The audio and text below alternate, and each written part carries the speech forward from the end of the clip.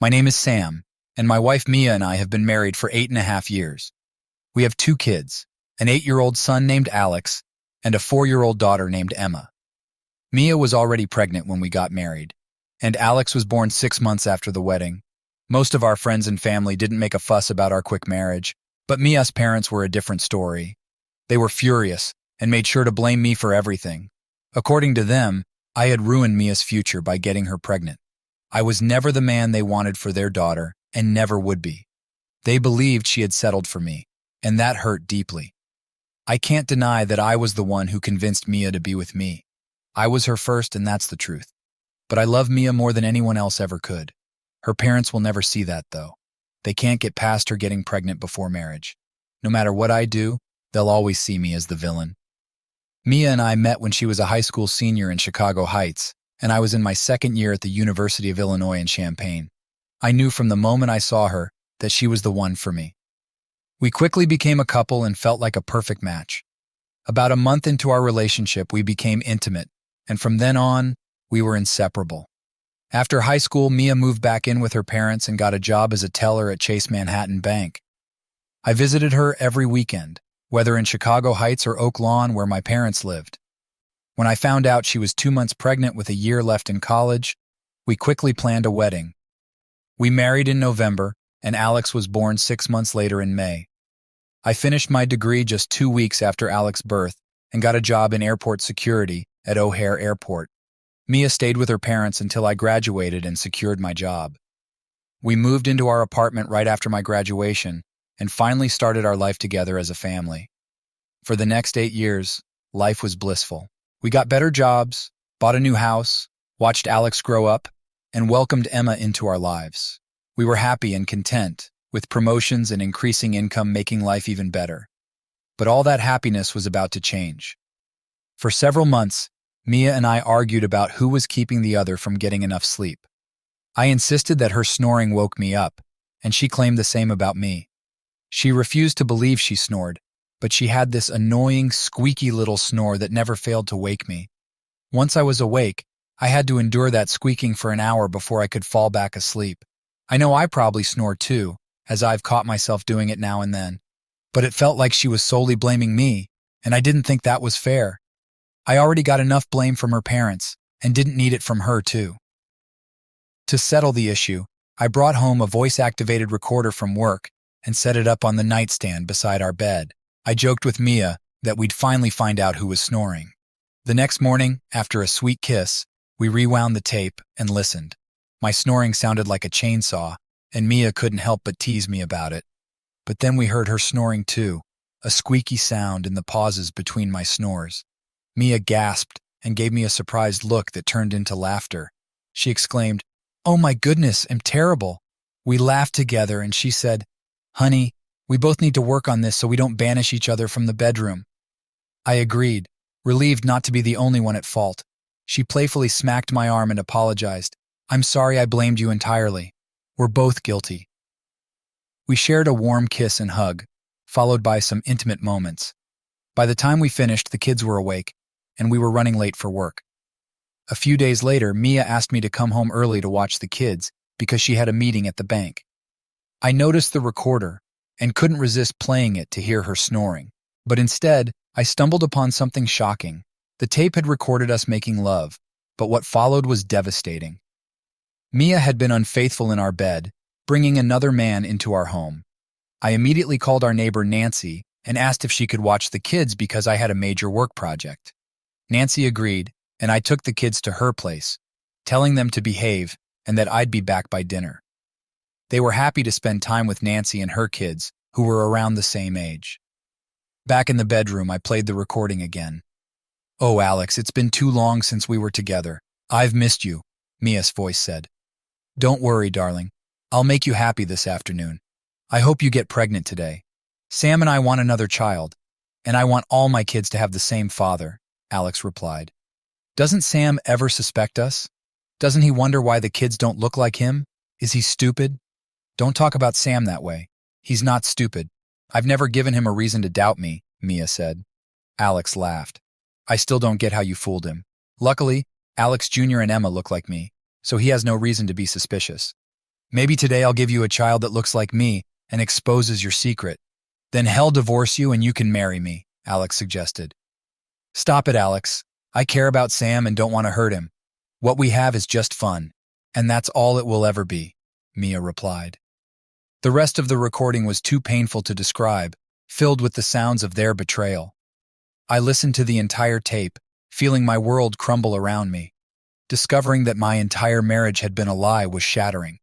The love, trust, and closeness I thought we shared were non-existent. How could Mia truly love me while betraying me like this? She couldn't. Hearing everything on that tape felt like a dagger to my heart. I was deeply wounded, feeling physically sick, my heart racing as I prayed it wouldn't give out. I was repulsed, emasculated, terrified, and furious. There are too many emotions to describe, but devastated sums it up best. I wasn't a fool. I knew I had to figure out my next steps carefully. What would happen to me, my family, my life? First, I realized I needed a copy of the tape as evidence. I was certain it would be necessary somehow. The recorder had a dual tape system, so I set it up to duplicate from tape 1 to tape 2 and made my copy. I placed that copy in a plain envelope and stored it in the trunk of my car. No matter what happened next, I had that tape as proof. Secondly, I had to keep my discovery a secret until I had a solid plan.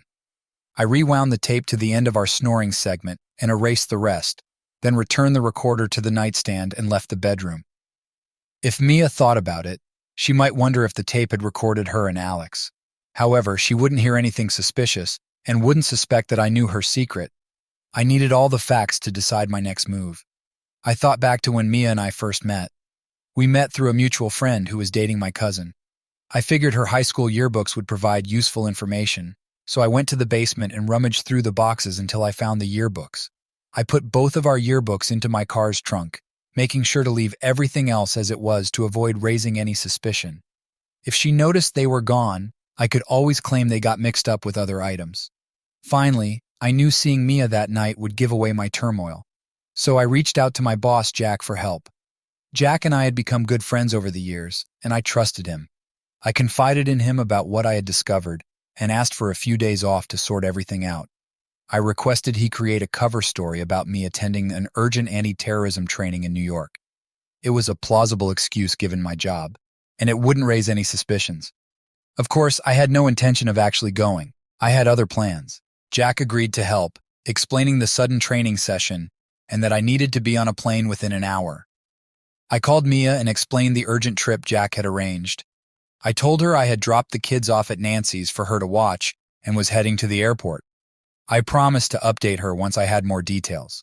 Naturally, she wasn't happy about my sudden departure, but I insisted there was nothing I could do and said goodbye. I heard her say, "I love you, Sam," as I hung up, but I couldn't bring myself to say it back. I went over to Nancy's and explained I had to make an unexpected trip out of town.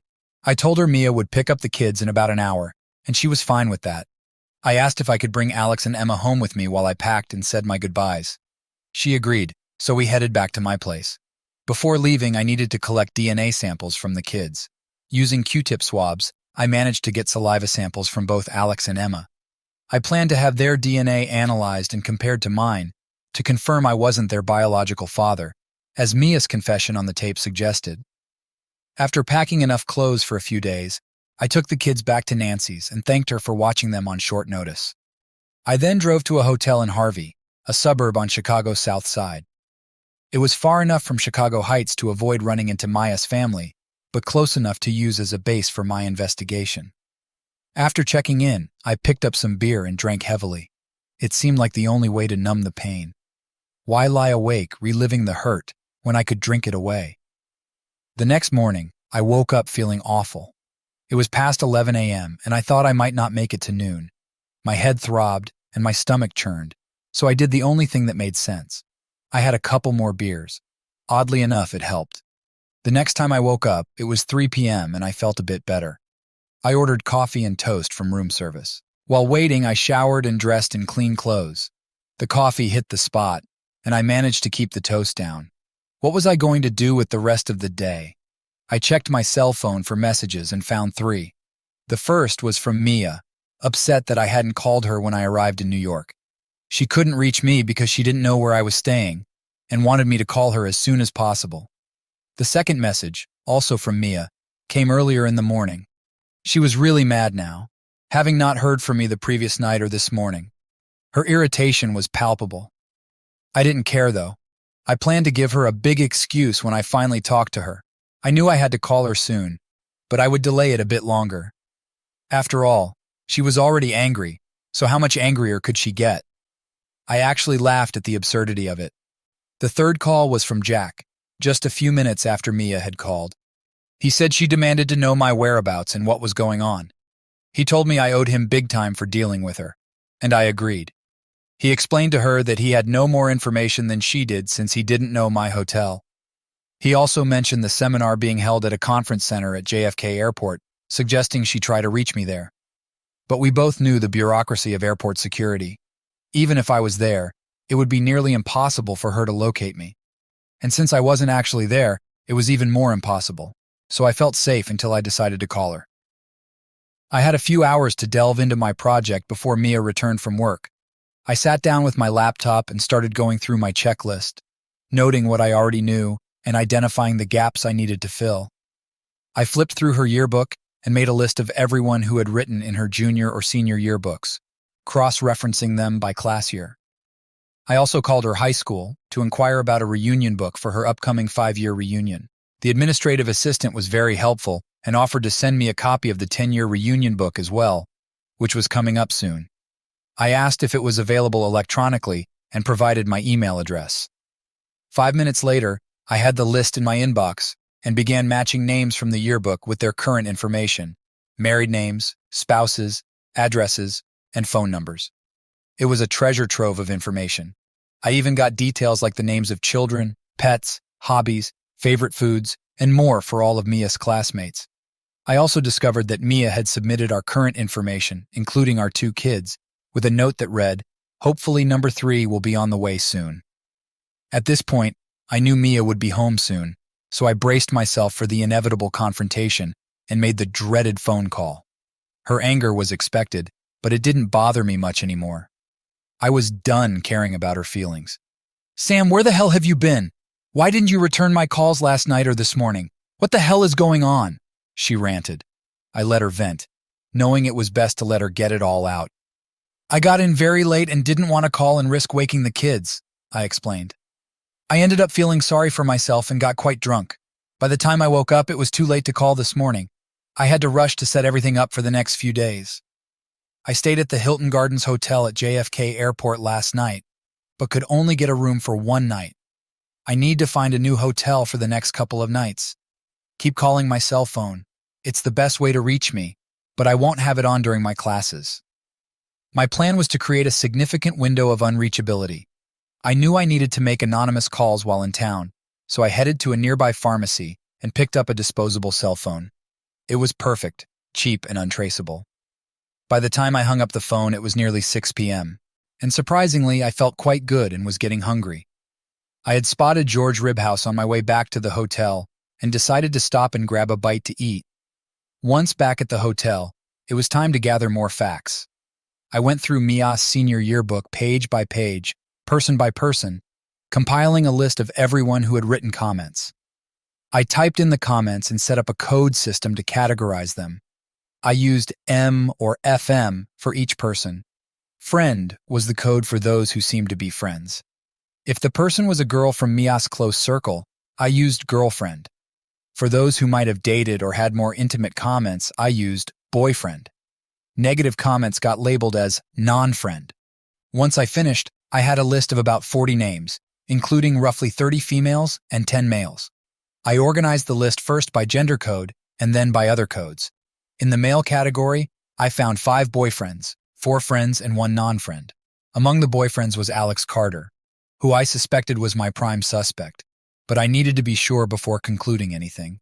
I was determined to find out the truth. The non-friend, a guy named Mark Hughes, seemed like a promising source of information, potentially due to some unpleasant history with Mia, or perhaps a dislike for Alex. In the female category, I had 3 girlfriends, around 25 friends, and 2 non-friends. All 3 girlfriends had been bridesmaids at our wedding, so I knew I had to be cautious around them. I figured a couple of the friends might have some useful information, and again, I planned to focus on the non-friends. People tend to spill more information when they didn't particularly like someone, and I was counting on that. I cross-referenced my list with the reunion booklet, including married names, addresses, phone numbers, spouse names, children's names, hobbies, interests, and so on. I even added occupations and places of employment when I could find them. Not everyone provided the same information, but there was a wealth of data to work with. The more details I had, the better my chances of getting the full story on Mia and her lover.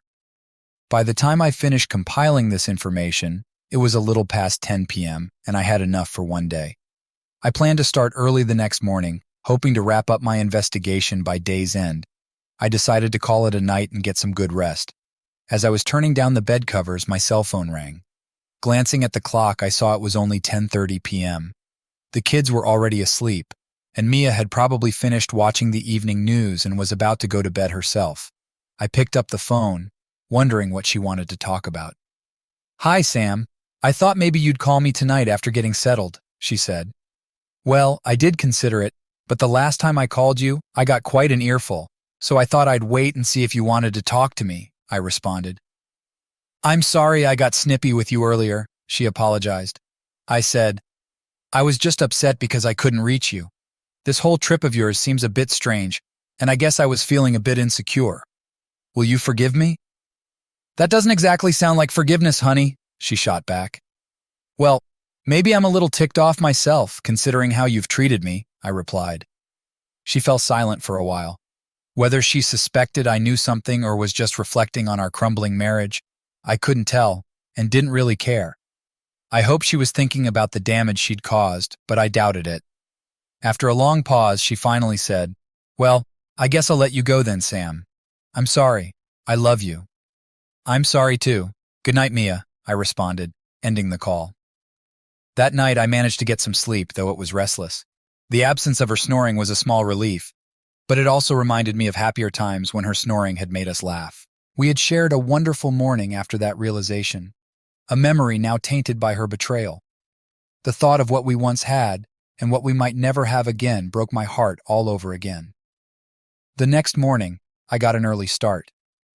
Armed with my disposable phone, I began making calls to Mia's high school friends, introducing myself as Roger Moore from Homeland Security. I explained that I was conducting a background check on Sam Taylor, who might be joining the Chicago Anti-Terrorism Task Force. I mentioned that Mr. Taylor was married to the former Mia Peterson and asked if they remembered her from high school. During these conversations, I dug into Mia's high school relationships. It didn't take long to confirm that Alex Carter had been Mia's high school boyfriend. They had dated for about 3 years before breaking up a few months after graduation. I also learned that Alex still lived in Chicago Heights, working as a loan officer at Chase Manhattan Bank. He had recently gone through a divorce and had 2 sons. Finding his entry in the reunion booklet, I saw he was a handsome man, the kind who would easily catch a woman's eye. I could understand Mia's attraction to him, but it stung that she had continued to be involved with him, allowing him to father our children. The reasons behind her actions were still unclear. Maybe she had some answers, but I wasn't holding my breath. Mia had ended her relationship with Alex shortly after we met, but they worked together at the bank until we moved to Des Plaines. They were in close proximity every day, and it was easy to see how they could rekindle their connection. Yet the deeper reasons behind her choices remained a mystery. I decided I had enough information from her friends and shifted my focus to the non-friends, starting with Sarah Collins. Maintaining my cover as Roger Moore, I inquired about anything significant in Mia Peterson's background that might affect Sam Taylor's security clearance.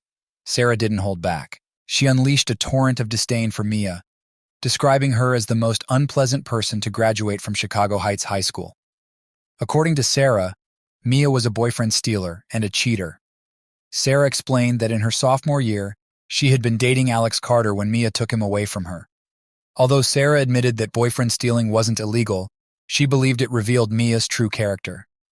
As time passed and Mia married Sam, her flaws became more apparent.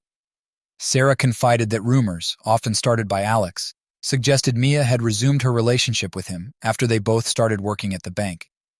Alex bragged about fathering 2 of Mia's children, and even spread the news that she was pregnant again. This latest gossip was painful to hear, Sarah expressed doubts about Sam Taylor's suitability for a national security position due to his unfaithful wife. I hadn't expected it to be so straightforward, nor did I anticipate how much it would hurt to realize others had known about Mia's infidelity while I was in the dark. I called the other two non-friends for more insight. The second woman, who was Alex's ex-wife's sister, confirmed similar details. Her sister had divorced Alex after hearing the rumors and confronting him. Alex had proudly claimed fathering Mia's children. I asked for her sister's phone number, which she willingly provided. I planned to use it later. The male non-friend had been infatuated with Mia throughout high school, but she never gave him a chance. He mentioned that she claimed to be in love with Alex, but didn't plan to marry him because he was too self-absorbed. Supposedly, Alex had tried to get close to Mia for 3 years, and she always told him she would only give her virginity to her future husband. After losing her virginity, she might consider being with Alex for old time's sake. This attitude deeply hurt the person sharing this with me. He had hoped to be her future husband, but realized she might not be faithful to him either. It stung to hear that Mia had never planned to be faithful to me. I had gathered nearly all the information I needed. Now I wanted to get a closer look at Alex, so I visited the bank where he worked. I wasn't planning to reveal my identity. I just wanted to see him in person. He matched the photos, tall, athletic, and undeniably handsome. It was a shame he had such a negative reputation. Otherwise, he might have been a great catch. With a few more calls and errands to complete before returning home, I felt confident I'd be back in Des Plaines before nightfall. I checked in at the Candlewood Suites extended stay hotel near the airport and called Mia around 8:30 p.m. I told her I'd be home around noon the next day and suggested she take the afternoon off so we could spend some time together. I had grown resilient in these circumstances and didn't let on about what I had uncovered. I figured she had lied to me for years, so a few lies from my side wouldn't hurt much. I reassured her of my love and that everything would work out fine. Then, for the first time in days, I slept well. The next morning, I headed straight to the office to have a long talk with Jack. He was eager to know what I had uncovered, so I shared every detail I had gathered. He handed me an overnight envelope from the DNA lab where I had submitted the samples the previous day. It had cost extra for overnight service, but I was relieved to get the results quickly. I opened the envelope, knowing Jack needed to see the results too. He was not only my boss, but also my friend, and I might need to ask for a big favor in the future. Dear Mr. Taylor, the letter read, we have completed testing on all samples provided on Wednesday, November 15th. Sample 1 is a male and a full sibling to Sample 2, also a male. Sample 3 is a male and a full sibling to Sample 4, a female. Samples 1 and 2 share the same father, but have a different mother than Samples 3 and 4. All 4 samples share a common father, but Samples 1 and 2 have a different mother than Samples 3 and 4. As for Sample 5, which is you, Mr. Taylor, it is not related to any of the other samples. There is no DNA evidence indicating that you are the biological father of any of the 4 children represented as Samples 1, 2, 3, or 4. If you need further assistance, please do not hesitate to contact us. Sincerely, David Rafey, Ph.D., Accurate DNA Labs, Inc. I had also reached out to Alex's ex-wife, who agreed to meet with me and allowed me to take saliva swabs from her 2 children. I had a sworn statement in my briefcase confirming that she willingly provided the DNA samples. Jack gave me a supportive hug before I left, expressing his sympathy for what I had discovered and what I was going through. He assured me of his support and willingness to help in any way possible. He even joked about watching out for me, considering the thoroughness of my investigation in such a short time. We shared a brief laugh, a rare moment of levity in an otherwise heavy situation. With the tape, statements from Mia's former classmates, a letter from Alex's ex-wife, a certified letter from the DNA lab, and my aching heart, I returned home to confront my wife. I arrived a few minutes before noon, grabbed a beer from the fridge, and settled in the family room, waiting for Mia. Shortly after 12 p.m., I heard her enter from the garage. She hurried over looking for a hug and kiss, but I stepped away. Her face showed confusion and concern, but I knew things were about to get much worse. "What's going on?" she asked, her voice filled with unease. "Do you want a beer?" I replied, trying to keep my voice steady. "No, just tell me what's wrong," she insisted, her worry growing. "Mia, I know about the affair," I said bluntly. She started to deny it, but I raised my hand to stop her. I don't want to hear any lies. I have evidence. There's no reason for me to believe anything you say right now. Just sit down and listen. Her face went pale, and I could see fear in her eyes. I asked if she wanted a beer or some water, and she chose water. I fetched it for her and then sat down across from her, looking her in the eye. Mia, I know you've been having an affair. I have plenty of evidence to back it up. I'm not here to argue or listen to excuses. I want your actions moving forward to show that you understand I'm fully aware of everything. It's in your best interest to accept this reality. If you doubt me, you're likely to make mistakes, and you won't like the consequences. Here's what's going to happen today. I'm leaving this house. I'll be packing up everything I might need for the next month and moving out. We'll still be legally married, but I won't be living here. She gasped and began to whimper, but didn't openly cry or try to speak. During this month, you have two crucial things to do. First, decide if you still love me and want to remain my wife. Regardless of my decision, you need to figure this out for yourself. If you don't love me or don't want to be my wife, nothing else matters. Take the time to think it over, and after 1 month, let me know. Second, you need to write down every detail of your betrayal. I loved the Mia I knew, the one I married, but I don't know who you are now, so I need to know everything about your affair or affairs. Who you were with, when it started, how often it happened, where it took place, what you did, what you said, everything. I need to understand why you did it, what you gained from it, and what they offered that I couldn't. I want the full truth, Mia. Don't leave anything out. If we're going to have any chance at saving our marriage, I need to understand who you've become. Remember, I have concrete evidence. Don't try to deceive me. If you lie, it's over. If you tell me the truth, there's a chance we could salvage our relationship. I said a chance, no promises. Don't read more into it than that.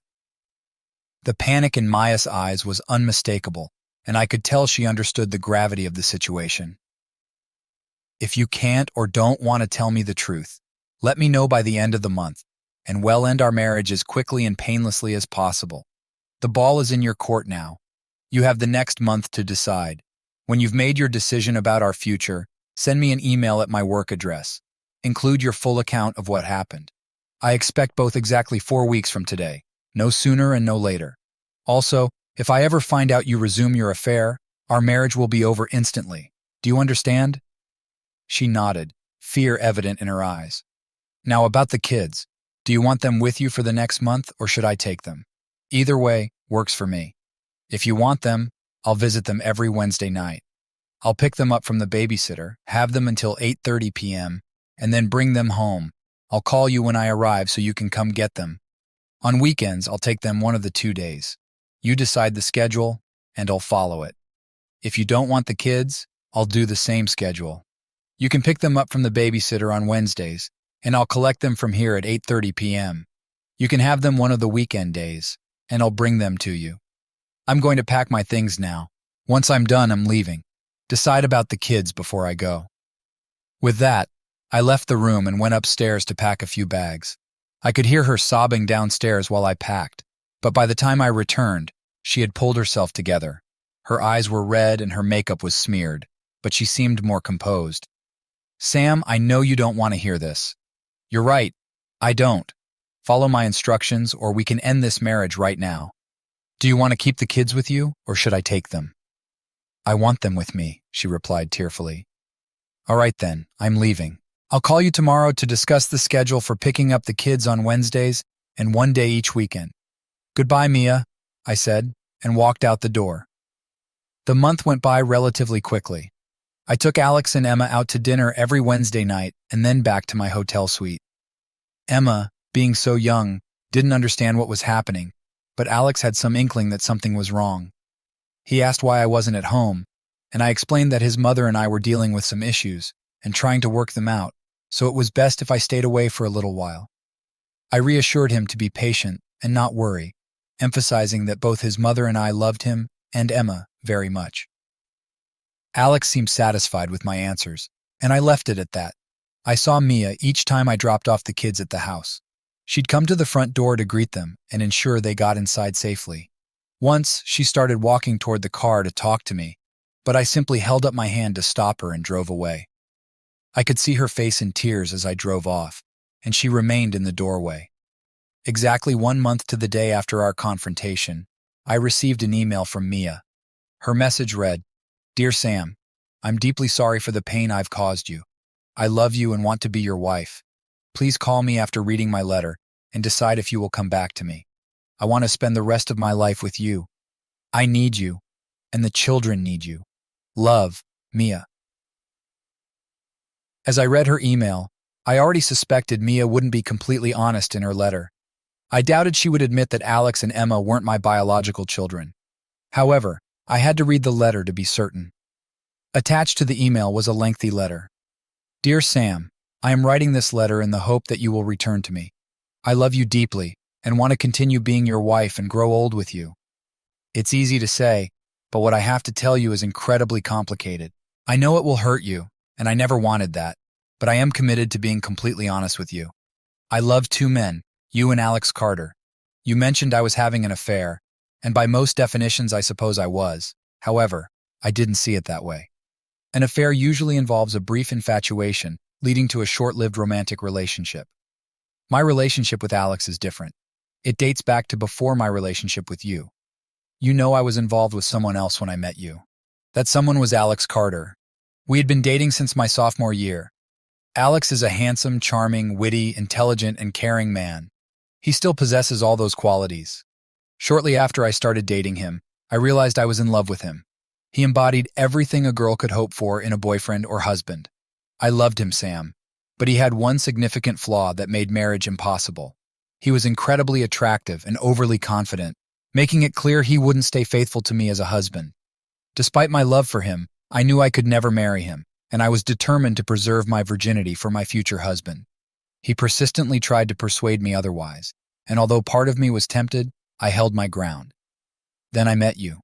In a short time, I realized I loved you and wanted to marry you. The problem was that I didn't stop loving Alex. I loved you both differently yet similarly. It's hard to explain, but that's the closest I can get to describing my feelings. Alex continued to pursue me despite knowing about you and my love for you. I once told him that maybe after I gave my virginity to my future husband, I might consider being intimate with him before marriage. He found it odd, but didn't press the matter. After we made love, Alex could tell that something had changed. He kept asking for the opportunity I had offered, and we weren't married or even engaged. Even though I knew you were the man I wanted to marry, Sam, I gave in. I allowed Alex, and in truth, I wanted him to be intimate with me. I loved him alongside my love for you. I became pregnant, and I was certain it was Alex's child, not yours. But I wanted you to be my husband, not him. I can't believe I did all this to you, but I did. From that moment forward, I know I betrayed your trust. I told you about our impending baby, and you married me. You never questioned the child's paternity since you were the one who took my virginity. Little Alex looked like me, so there was no doubt about that. I didn't stop seeing Alex after we got married. We continued to meet up every month or so. Even as our marriage progressed, I remained involved with him. I loved you both. You were an amazing father to Alex and continue to be for Emma. A woman couldn't wish for a better husband. My love for you grew each day, but I know this doesn't make things any better. My feelings for Alex never faded either. For years, I watched you closely, almost hoping you'd slip up so I could justify my actions. But you never did. You were everything a woman could desire in a husband, and I knew I didn't deserve you. I know I'm dragging this out, but you wanted the details and I'm giving them to you. You asked who it was, and the answer is Alex Carter. Why? Because I love him. Where? We met in various places, his home, here, hotels, motels, restaurants, parks, and even our cars. When? I don't remember all the dates and times, but it was about once a month or every other month. We made love, played, talked, kissed, and hugged. He did things with me that you and I never did. I didn't always want to engage in those activities, but I allowed them because our time together was limited. Alex eventually got married, but it didn't last. As I expected, he cheated on his wife, just as he was involved with me and other women. His wife discovered this, which led to their divorce. He urged me to divorce you and marry him, but I made it clear I would never leave you. I knew he would cheat on me too. It's ironic how I demanded such high standards from a husband, but failed to uphold them as a wife. I deeply regret that, Sam. there are two more things you need to know. Alex is also Emma's father, and I'm pregnant again. I'm fairly certain it happened the last time Alex and I were together. This means all three of our children are biologically Alex. I thought it would be best if they were all true siblings, leaving no doubt. However, you are, and always will be, their father. You've loved and cared for them, while Alex hasn't even met them. He doesn't want to be their father, and I don't want him to be either. I want you to be their father. I'm deeply sorry for everything and for the pain I've caused you. If I could undo it all, I would. I'm praying you'll come home, give me a chance to work this out, and save our marriage. I'm praying your love for me is strong enough to want that. Please come back to me. I realize I haven't answered every question you might have, but I promise to address any inquiries. I'm begging you to give me a chance. I'll be waiting for your call. Love, Mia. The next day, which was Friday, I called Mia and told her I would be returning home early the next morning. I asked her to take the day off and drop the kids off at the babysitter's because we had a lot to talk about. She agreed and inquired about what was on my mind. I replied, "You'll have to wait until tomorrow to find out," and ended the call. The following day, I entered the house. Mia was waiting in the kitchen with a cup of coffee, which I gratefully accepted. I suggested we sit at the table to discuss some matters. After we got settled, I opened my briefcase and placed a substantial stack of paperwork and files on the table. "Mia, this is my evidence," I began. "It starts with this audio tape. From it, I discovered several things. You were having an affair with a man named Alex Carter. This affair had been ongoing since before we got married. Neither of our two children is biologically mine. You had planned on becoming pregnant again by him, so I'd be raising a third child that wasn't mine. You said you loved me and didn't want to leave me for him." Her face was a mask of disbelief. "If you're wondering where the tape came from, it's the audio recorder we used to record our snoring. I erased everything except the snoring to keep you from realizing that you had been exposed. I didn't actually go to New York. I went to Chicago Heights to investigate your past, find out who Alex was, and learn about my children. That's why you couldn't locate me in New York. When I discovered the truth about you, I didn't want to see or talk to you again." I laid out the high school yearbooks on the table. I thought the best place to start would be your yearbooks. I compiled a list of everyone who had written comments in your yearbook and categorized them based on their apparent connection to you. Here are the details of what I found in your yearbook. I placed my cross-reference list on top of the yearbooks and also pulled out the reunion booklet. The school administration sent me this booklet for your upcoming class reunion. I used it to gather current names, addresses, and phone numbers for all the individuals on my contact list. I obtained valuable information from Sarah Collins Miller and Alex's ex-wife's sister, who was in your class. There was a guy from high school who had a crush on you for a long time, and he was quite helpful too. He told me he stopped loving you when he found out you intended to have a relationship with Alex behind my back after we got married. Many of your friends and acquaintances from our hometown know about your actions and what kind of person you are, Mia. I don't understand how you could have believed that Alex would keep quiet. After all, he was also involved in this." I pulled out a folder containing the letter from the DNA lab. This letter confirms that I am not the father of our two children. I got in touch with Alex's ex-wife, and she agreed to meet with me. She allowed me to obtain DNA samples from her two kids, hers and Alex. This letter certifies that Alex and Emma are half-siblings to Alex Carter's two children. The letter from Mrs. Carter affirms that these samples were collected with her consent and that they are from her and Alex's two sons. I removed one last folder from my briefcase and placed it on the table. "Mia, this is the last of the evidence I have. I could probably dig up more if I wanted. Hotel receipts, DNA traces, personal items you've hidden, or even eyewitnesses. But I think what I have here is sufficient. Don't you agree?" She nodded, her face white with fear. "Let's be clear. I have no interest in listening to you detail your affair. Your letter confirmed what I already knew, and I appreciate the honesty, albeit late. Thank you for finally being truthful. I loved you deeply, Mia. I gave everything I had to this marriage, thinking you did the same. But discovering this deception, this betrayal, has made it clear that our marriage was built on lies. When I first uncovered everything, I was furious. I wanted to confront you and Alex physically. But that anger has passed. I don't want violence, I want resolution." Mia's face went from shock to fear as I spoke. When I mentioned my initial violent impulses, she recoiled and I could see her terror. "Here's the final piece," I said, opening the folder.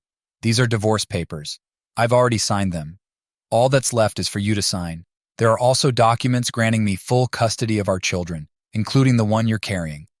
Her face changed from fear to desperation. Despite everything, her reaction tugged at my heart, but I knew I couldn't live with what she had done. "Once you sign these papers, I'll store them in my safe deposit box. Whether I file them depends on your actions. Agree to my terms, and we won't be living as husband and wife, but you can stay in the house. Move your belongings to the spare bedroom immediately. I'll use the master bedroom. Alex will pay $2,000 for each child in child support, deposited into trust accounts until they turn 18. This includes the new baby.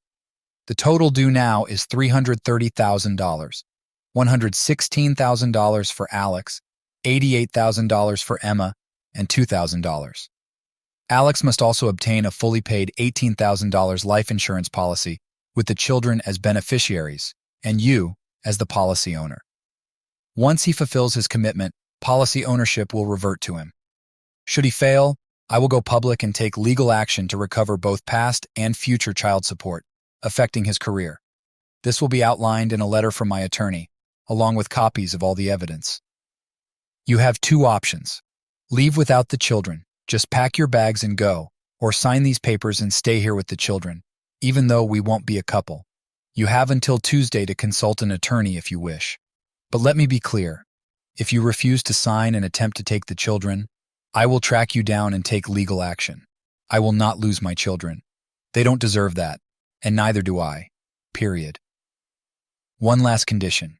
You must never see or communicate with Alex again. If you do, both of you will face severe consequences. You've lost me, and you'll lose him too.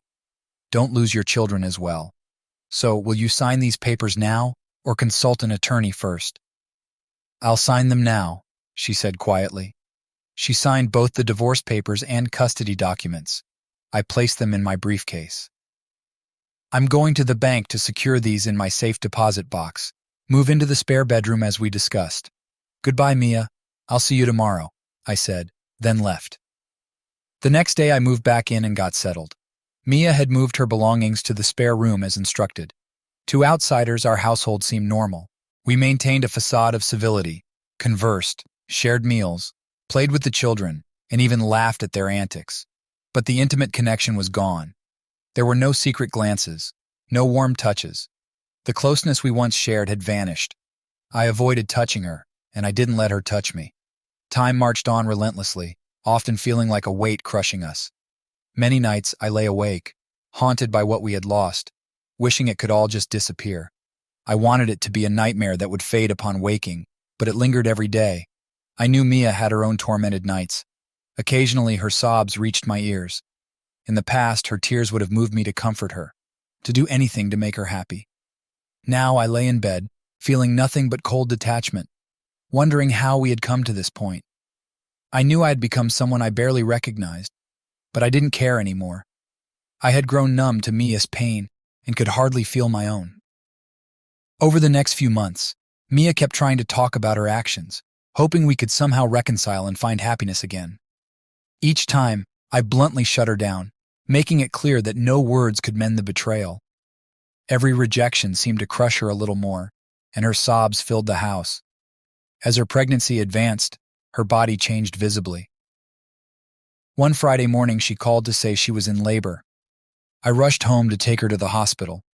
3 hours later, she gave birth to a healthy baby girl. I stayed with her throughout the process, holding her hand and supporting her through the labor pains and childbirth. When she asked what name I wanted for the baby, I suggested Evelyn so we could call her Lily. This shocked her, as Evelyn was her mother's name, and she knew I had issues with her mother. I told her she could choose any name she wanted, as long as it had no connection to me or my family. She looked hurt and shocked, but I didn't care anymore. I just walked away. On Saturday, I visited Lily. She was absolutely precious, and in moments, she had won my heart. I fell in love with her instantly and found myself questioning how this could happen. How could I fall in love with another man's child yet again? It had happened with Alex and Emma before, without my knowing they weren't mine. Now, fully aware, I still couldn't help but love her. I couldn't explain it, but it happened. On Sunday, I went to the hospital to bring Mia and Lily home. Her parents were there when I arrived.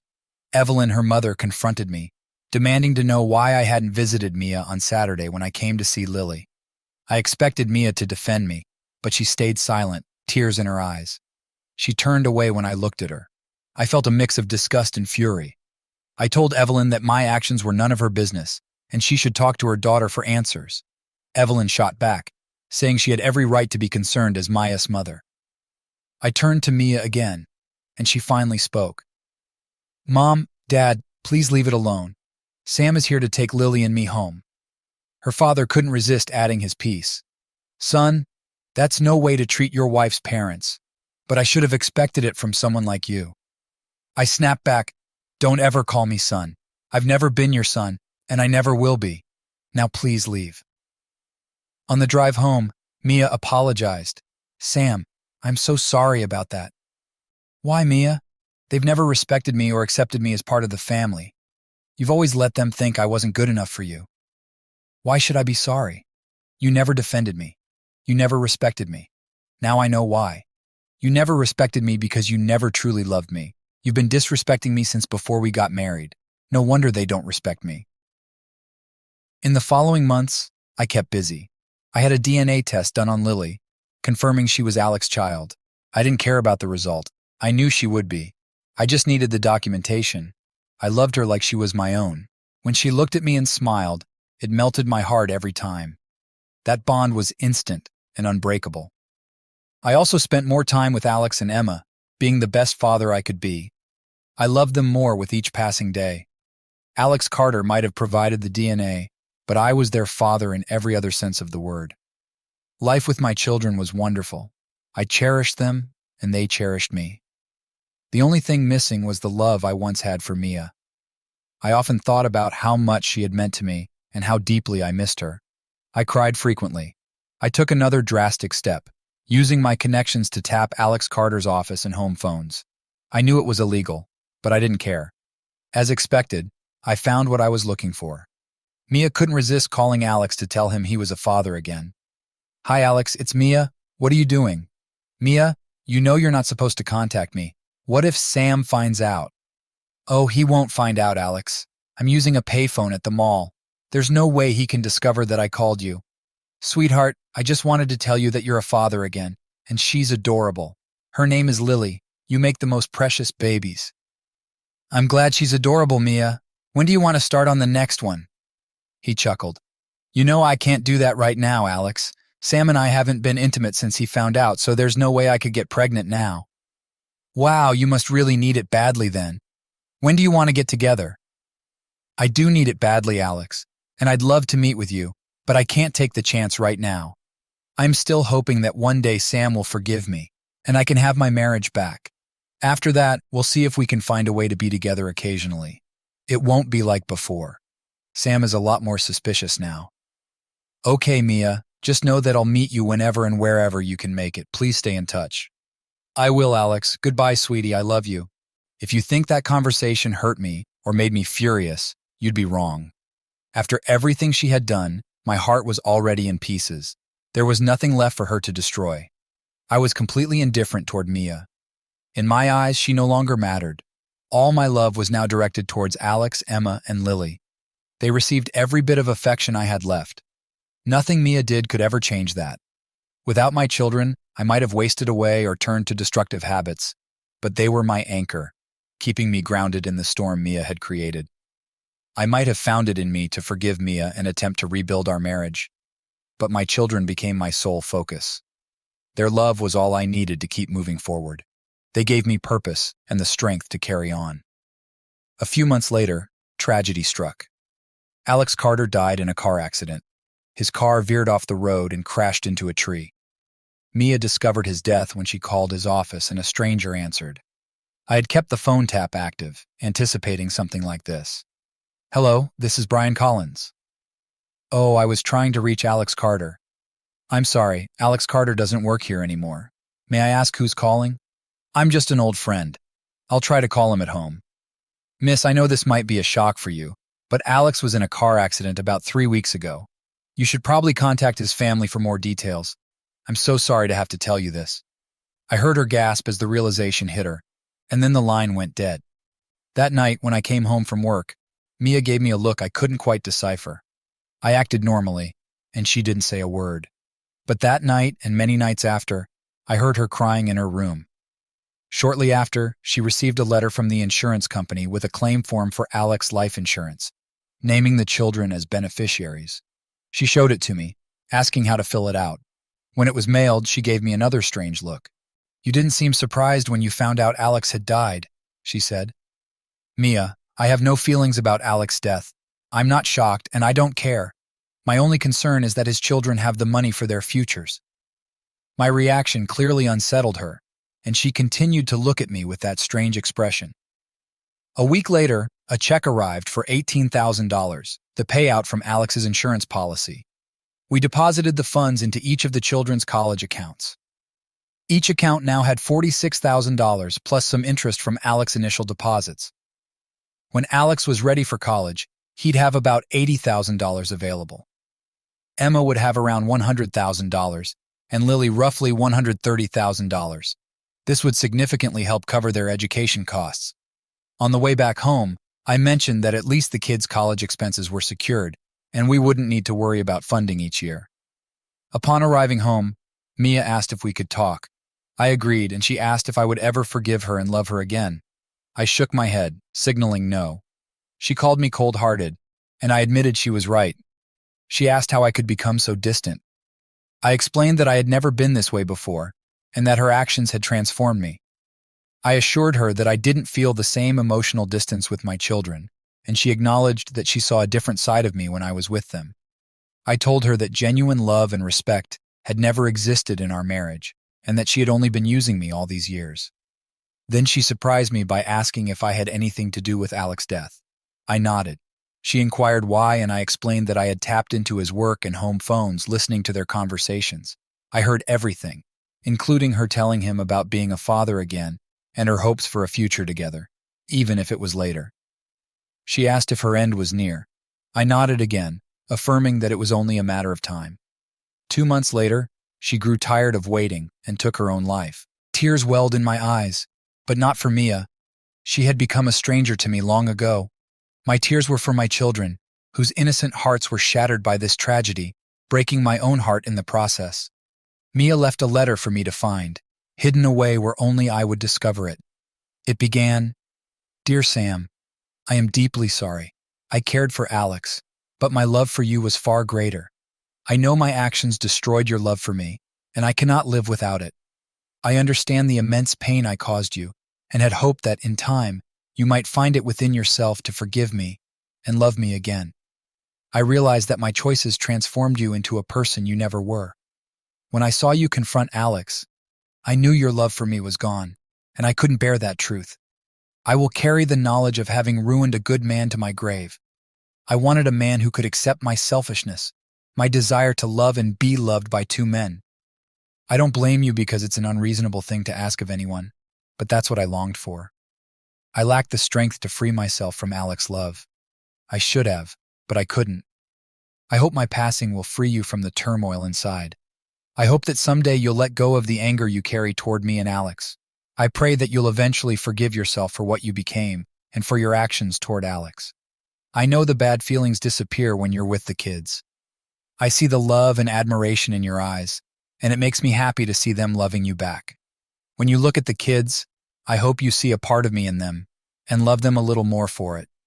I hope one day you'll love me again through your love for them. I'm really sorry, Sam. Please forgive me for this last act.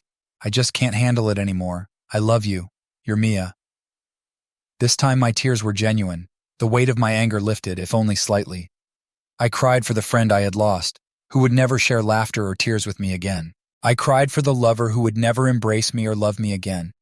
I cried for the mother of my children, who would never again share in their joys, weddings, grandchildren, achievements, or setbacks. I mourned for the void left in my heart when the hatred dissipated. Hatred had been my shield, numbing the love I once felt for her. And now that it was gone, I was left with emptiness. I grieved for the life I had envisioned with Mia, knowing it could never be replaced. I wept for my soul, realizing I had allowed myself to become something less than human because of my hatred. I disposed of the letter and went to the bank to destroy all evidence of her infidelity, except for the DNA results, which I kept in a safe deposit box. No one would ever learn the truth unless there was a future health reason requiring my children to know I wasn't their biological father. In my will, I arranged for a medical trust fund, appointing a trustee to manage it.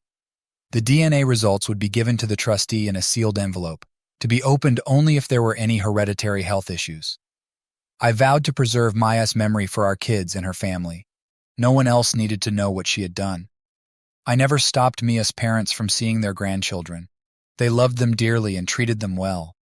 Though they blamed me for their daughter's death, I could see it in their eyes. They were wise enough not to voice it, likely fearing I might keep the children away. I wouldn't have done that, but I was grateful they didn't bother me. Over time, the emptiness in my heart began to fill with love for my children and fond memories of Mia. Despite everything, she had made me happy for 8 years, and I didn't want to erase that anymore. Eventually, I even forgave myself. It took a while, but it happened. I had 3 amazing kids who needed their father. I sat in the front row at Alex's high school graduation, watching with pride as he received his diploma. The school board president, who also happened to be Hannah's mother, gave him a warm hug. Next up was Hannah, Alex's girlfriend since their freshman year. I couldn't have been prouder of him, and I knew Mia would have been too. Tears welled in my eyes as they walked off the stage together, looking so grown up. Alex and Hannah were both heading to the University of Illinois in the fall, and it was clear to everyone that they would eventually marry. I was certain Mia would have liked Hannah. After the ceremony, they came down to the audience and gave me a big hug.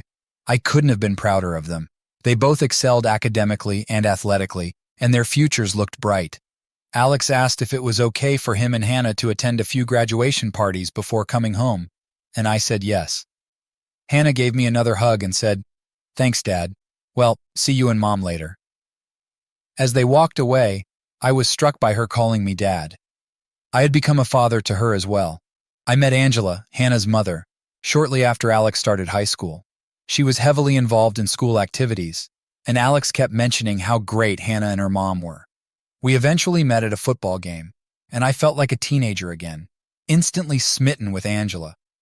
I learned she was a single mom, divorced since Hannah was 9, and her ex-husband wanted nothing to do with their family. After chatting for a while, I asked if she wanted to get coffee after the game, and she agreed. We spent a lot of time together, and a year later, we got married. I love her deeply, and she loves me back. For a long time, I didn't think I could ever be happily married again, but I am. For the past 3 years, we've been a complete family. She loves Alex, Emma, and Lily as if they were her own, and I love Hannah like she's my daughter. I've learned that you don't need to be a biological parent to love a child. Angela knows everything that happened with Alex and Mia. I didn't want to keep any secrets from her if we were going to build a life together. When I explained everything to her, she was briefly surprised but believed me when I said the bad times were over. She wasn't worried about our future. Our life together is amazing. I have a new friend, a new romantic partner, and a lifelong companion for all my dreams. My heart is filled with love for my new wife and our children. Yes, there's a small space in there for the good memories I shared with Mia. Alex has grown into a handsome young man. While he somewhat resembles Mia, as he ages, he starts to look more like his biological father. Emma and Lily, on the other hand, are the spitting image of their mother. They are beautiful and charming, and I see so much of Mia in them that I can't help but love her for giving me these wonderful children. As they grew older, I shared as much as I could about their mother. I wanted them to know her as I once did, love her as I did back then, and understand that she loved them deeply. Just then, Angela approached me, interrupting my thoughts about the past. She asked where Alex and Hannah were going. I told her they wanted to attend a couple of graduation parties before returning home. She smiled at me and suggested that if we hurried, we could head home and start working on the baby we had talked about. We quickly got to the car and headed home. Life is good and getting better all the time.